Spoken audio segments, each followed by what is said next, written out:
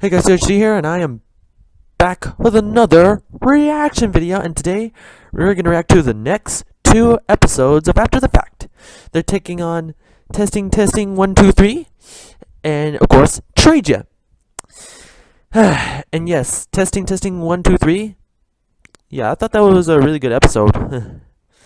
And of course, it is a Pinkie Pie episode. Of course, even though I don't like Pinkie Pie, I still like her. I mean, no, I'm not really a fan of Pinkie Pie episodes. I still think she's a good character. Still like her.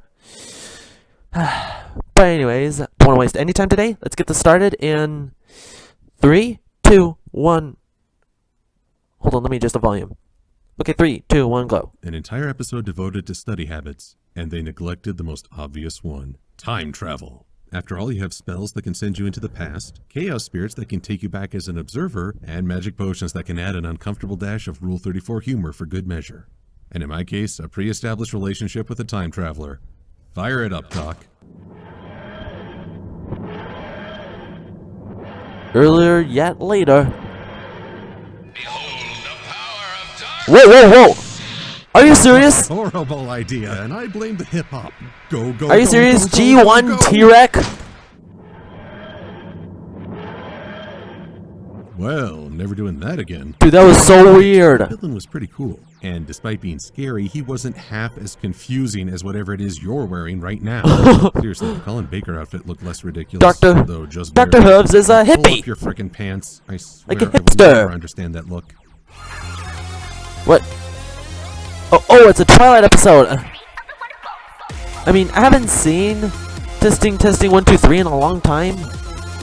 When I looked at Kyle the Pale's thumbnail of his reaction to it, it had to do with Pinkie Pie wearing a hat. Hasn't made her master of all magic. Man, I gotta go look back at that episode because I completely don't remember. How in Equestria does that pony expect to pass her History of the Wonderbolts exam tomorrow if she's wasting time flying? Oh, sure. Take all the exposition for yourself and leave none for the rest of us. Typical. Twilight's Very typical. Lack of an internal monologue makes her a pretty easy target for Rainbow. I saw you giving me the stink eye from the ground and heard you flying towards me and muttering from a mile away. So we learn about an upcoming A test that will determine if you can join the newly formed Wonderbolts Reserves. And being part of the Wonderbolts Reserves means you'll have the opportunity to live your dream as a Wonderbolt. Stop doing my summarizing! Anyway, a Wonderbolts Reserve. We never really learn what that means. Will they only step in if the Wonderbolts themselves are having difficulty? Which has been Yes! common recently. Secret of my access. Are they stand-ins for when the main crew gets Oh. injured? Also recently. Instead of a newly formed reserve, I think that a qualifying round towards becoming a full Wonderbolt would add some oomph to this story. Of course, Twilight's no slouch when it comes to playing up the drama of a test, which leads to a nice continuity jab. Your freakouts are so epic, you sing whole freak-out arias about freaking out. So very true. Pretty much. So we start the motif of this episode with Twilight abducting Rainbow into her library for a study session. And no, that is not the opening of a slash film. Yet it's clear before this even begins. Sorry, I needed to stretch. This wouldn't work for Rainbow. Asking Rainbow Dash to sit still and focus is like asking Godzilla to watch. Whoa! And be honest, how many of us started Wait, out wasn't highlighting that the thing old version of Godzilla or we really the figured out how to 2014 focus? version of Godzilla? Can't we just watch the History of the Wonderbolts movie? No!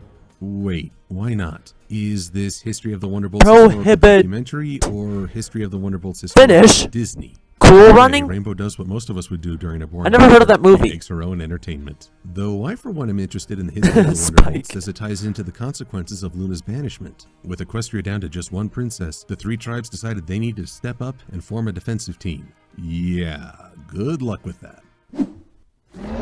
What the? Don't worry, princess. Our boys can handle it. No need. Maybe not.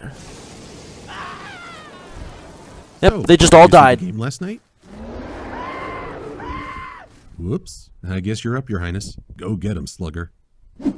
Slugger. Exact same rhetoric that Do not mess with the princess! If something happened to you, I just don't think Equestria can risk losing another princess. And the first aerial performance of the EUP had so much energy that it created magical lightning. This both led to the creation of the Wonderbolts and added some weight to the theory that Pegasus flight is more magical based than biological. But I'm sure that'll never be an issue. Oh no. What the weirdest feeling? Anyway, don't worry if you didn't catch that history. We just saw T-Rec in this. And again, starting with the most terrifying of foes, a pop quiz! But wait, when was this released? which Rainbow promptly bombs. And to borrow Even one if from Dr. Wolf, Dr. Wolf, never managed to yes. take something to heart You without gotta love trying and Dr. failing Wolf. at first. So when she fails the quiz and realizes that she's not ready for the exam, well, it's time for a good old ego battle. WWE Raw! Your fault! Ooh, Dash comes out swinging and tries to bite the hoof that fed her. Well, this egghead knows history and can fly. Twilight Sparkle fires back because no pony insults her study methods. Maybe I should become a Wonderbolt. The Princess of Sick Burns. Are you serious? Burns. You're barely able to just get off the ground. Oh, right in the fan room. I am sure Yeah, that Is that any way to talk? Twilight doesn't know how to be a And Wonderbolt. the winner is Fluttershy for her mature assertiveness. And so we enter the most talked about act of this episode, the study habits, the main six. Starting with Fluttershy, who gathers the pets into a silent play. Okay.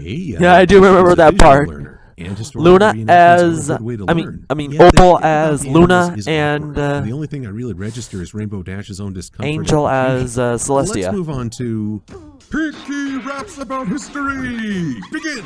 Well, back in ancient times where the Wonderbolts of old, a generally firefly, amazing and so bold. She brought them all together, spreading unity and faith, performing at their very best with wonder and wonder. Wonderbolts, yeah, Wonderbolts, Wonderbolts, yeah, Wonderbolts. That is my rapping history of the Wonderbolts. Word. This is the Word. game fans either love or hate. Again, this is a non-diegetic I gotta say, that was- moment in the that show. was really good. Signaled by that page spin at the start. Piggy's doing a rap for her friends, but nothing on Yeah, this. Picky did a great If job we with the saw real rapping. thing, I'm betting we'd all be. Oh, I don't mind yeah. this. Next up, a living museum. Because Rarity is apparently a visual learner as well, and she's hoping that an exhibit of Wonderbolt fashion will somehow get something to stick for Rainbow. Problem is that most museum exhibits aren't just uniforms. There's also photography, models, and other references. And much like Fluttershy's play, Rarity's exhibit is limited by her fashionista trope. And then there's Applejack. I didn't learn anything. I was right all along. I kid. Applejack's learn by experience approach does raise a question. We saw in Daring Don't Oh, that Applejack. She can learn and memorize facts if she's interested. So if the Wonderbolts are her favorite flight team, how come she doesn't know any of this? At first this seemed like a plot hole, but it actually says something about her character. Rainbow's real passion is flight. They even say so in the episode. The Wonderbolts are reputed to be the best flyers in Equestria. Therefore, Rainbow... my OC is like a Wonderbolt. They're a means to an end, and Even if they make an animation where they feature all OCs as Wonderbolts, I hope I'm featured in it. Us or them ultimatum. And to be honest, with the way the Wonderbolts have been presented so far, I wouldn't mind if Rainbow let go of joining the team and found another way to establish herself. Though I doubt Rainbow would agree, as she suffers a meltdown and goes into deep depression. And unlike in Daring Don't, Rainbow's depression here feels very natural because her friends unintentionally overwhelmed her. Failing to learn 5 times over would undermine anyone's confidence, even if some of the study methods were unique. And then we get the subtlest bit of merchandising in 2.5 seasons. It showed up, served the plot, and left. Nice. Twilight has an epiphany, Pretty much. which was hinted at the episode's start and reinforced during the first flight sequence. See how Dash's eyes are constantly scanning the ground? That's a nice visual reinforcement of how she's always on the lookout while flying. Plus, she has Pretty really much. good eyes and ears. So Twilight orchestrates a lesson while Rainbow is flying. I, Princess Celestia, banish you, Princess Oh. Luna, to the moon. Okay then. Nice. I'm impressed by how the lesson flight and the flashback are in sync. Right It down to is Twilight's good to landscape see, participants. you know, Equally like, impressive is how Fluttershy Twilight and got the Rarity town ponies to imitating, be involved. I don't think Celestia that's and happened Luna. Since Winter Wrap-Up. So often the town ponies are either Winter an audience wrap or up, victims winter of the wrap plot, up. yet never Wait, oh, participants. okay. Letting them participate pokes a small hole in the main 6 click. And Yeah, allows I swear, the larger guys, world to have a role. there are just some parts. Oh, fairy flight! Even if most Yeah, reviews there's are just some positive, parts that I don't remember there about is this the question of how episode. Twilight could put something like this together on such short notice, which again can take the viewer out of the flow. Yet it doesn't bother me because this has been an You know, the excellent Wonderbolts show are since like kind of season like the 1. Marines. Princess Celestia is coming to visit? Well, let's not decorate until that morning. Town-wide organization in less than an hour? Sure, why not? Arriving in Manhattan, You know, even if I was in the Marines, I would be brave as a Wonderbolt. Wait, oh. Uh-oh. Real life Wait, wasn't that a countdown to, like, certain death? And as long as it doesn't skew the moral, I really don't have complaint. Unfortunately, that's what happens next. Rainbow gets 100% after one study session. Unlike Twilight's rapid assembly, this can send the wrong message, implying that if you know your study habits, you can get 100% with minimal effort. It might have Pretty worked out much. better if Rainbow passed the exam Pretty with much. a bare minimum of points, showing that she's got a ways to go before being a full Wonderbolt. Looking back at this episode, it's a mix of strong and weak moments. Visually, it's a treat with a lot of fun moments and some great character interaction. Yet there are several tripping points to the story flow and conflict, with a mixed moral at the end. You know, The greatest critique of this can you episode, buy however, that is Pinky it Rap could have been song far earlier on in the iTunes? season. Because I want to buy that so Tie bad. into other episodes. Twilight's learning about study methods, her inexperience with flight, and Rainbow's new status as the ill-defined Wonderbolt Reserve. Now imagine how this episode could have led into Rainbow Falls, Twilight Time, and Three's a Crowd. Now, if you excuse me, I think that the good dog Time Turner needs to have his fashion senses jarred. Hey, see this? What? Yeah, I know it looks like a textile mill vomited, but do you see Wait, how it what? uses suspenders? What? It's also very breezy around the crotch. I did not expect that. What?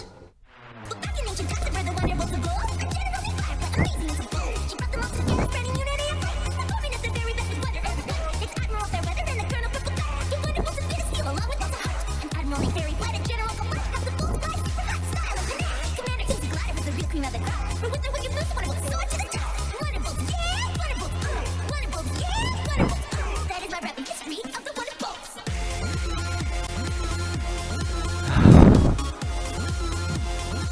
I love this song. I'm so downloading this song.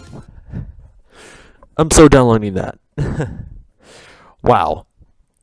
You know, yeah, Rainbow did pass that test in Wonderbolt School.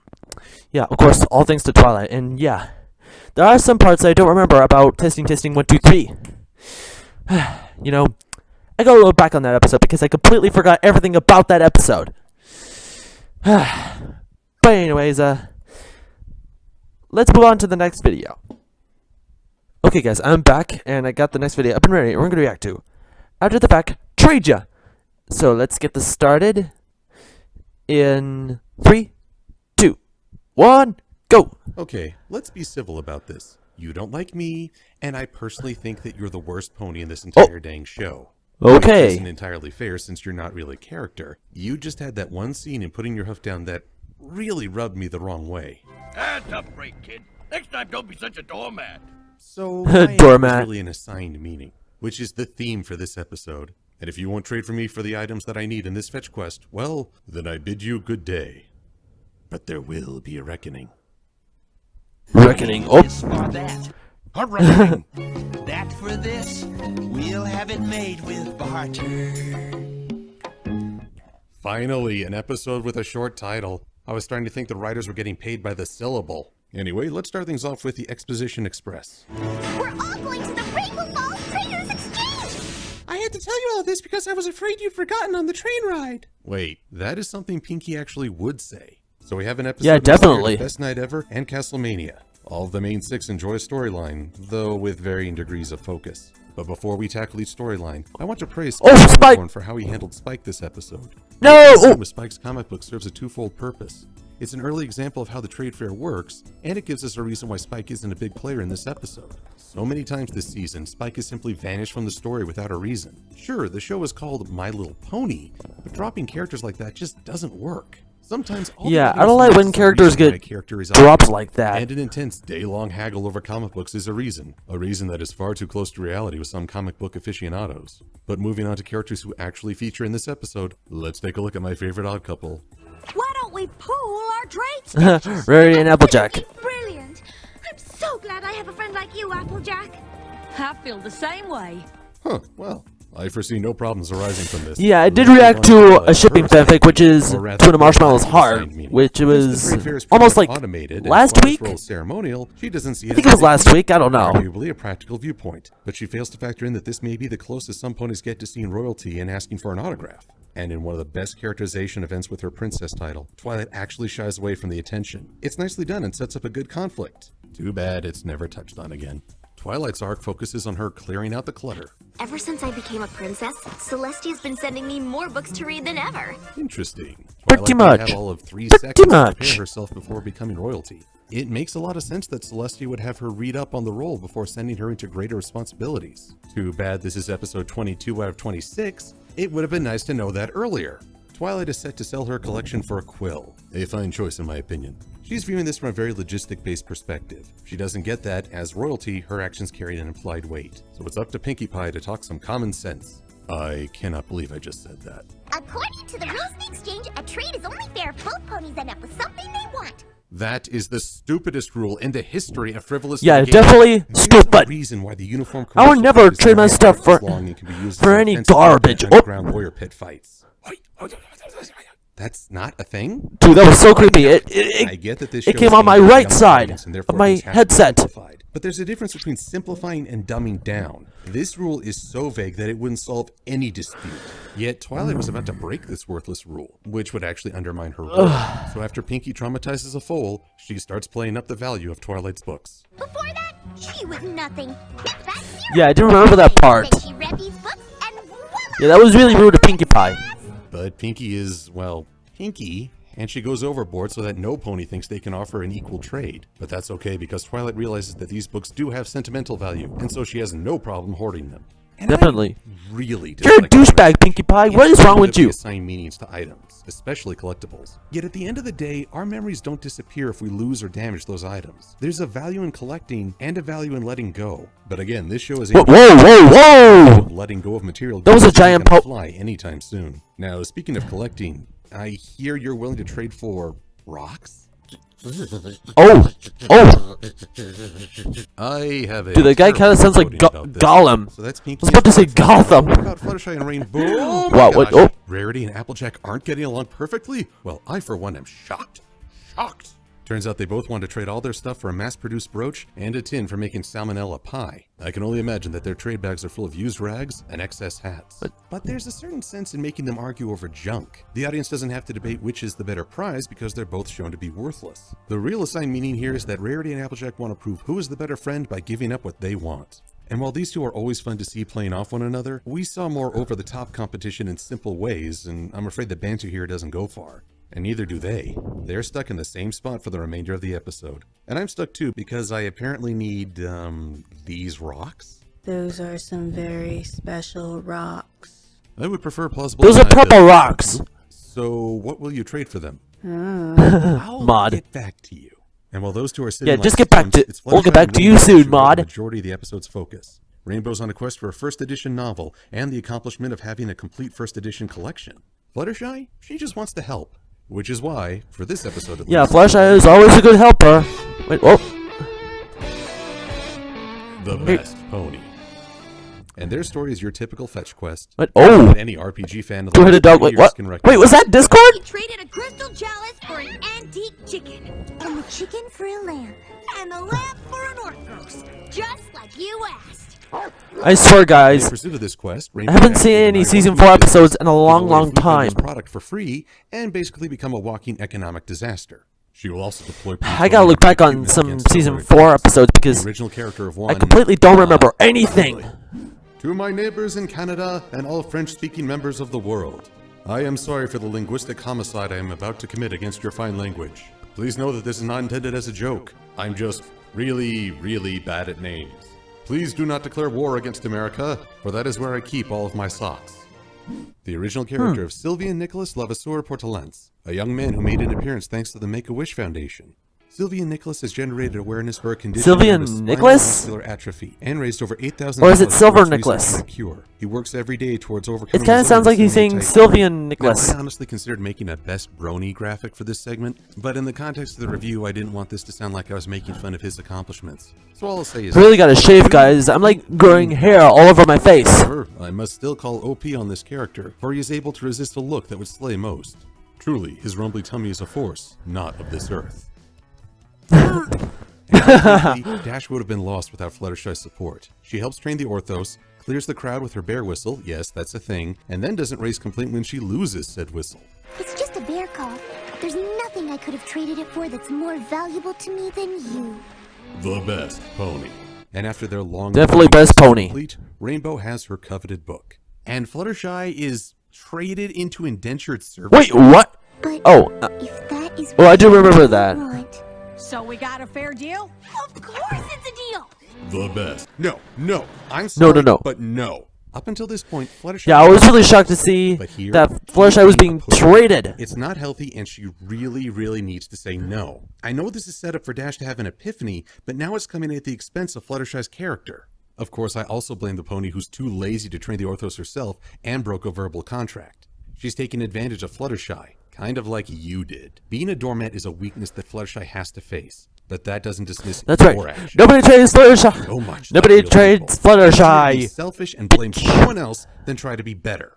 And Sorry, that's the guys. meaning I've assigned to you. I don't know why I It's said also that. the reason I'll have no regrets for this. All of my fan rage.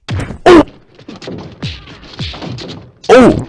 And yes, Rainbow does indeed wake up and realize that wanting That poor pony. is a lot steeper than she thought. So she turns to Twilight for help. And while I'm still disappointed that Twilight didn't face her princess role directly, I am impressed at how she handled her role as a mediator. She's not showing bias, she hears both sides, and she sticks to the rule. I mean, it's not her fault that the single rule governing this trade fair doesn't outlaw trading ponies. Speaking of which, would you like to trade some of those special rocks for a selfish jerk with whom you can do with as you please? Do it! We get a speedy Yes. resolution as a speech from Rainbow causes the other pony's heart to grow 3 sizes that day. Fluttershy is released from servitude and the various parties rejoin on the train for the moral about how friendship is way better than things. Here, I got your dang rocks. I don't want to know, just gimme. All in all, this episode is middle of the road. I have fun seeing these ponies pair up and play off one another, yet the Rainbow Dash and Fluttershy storyline overshadowed the others. Here, I finally got your... What? Oh! Sombra!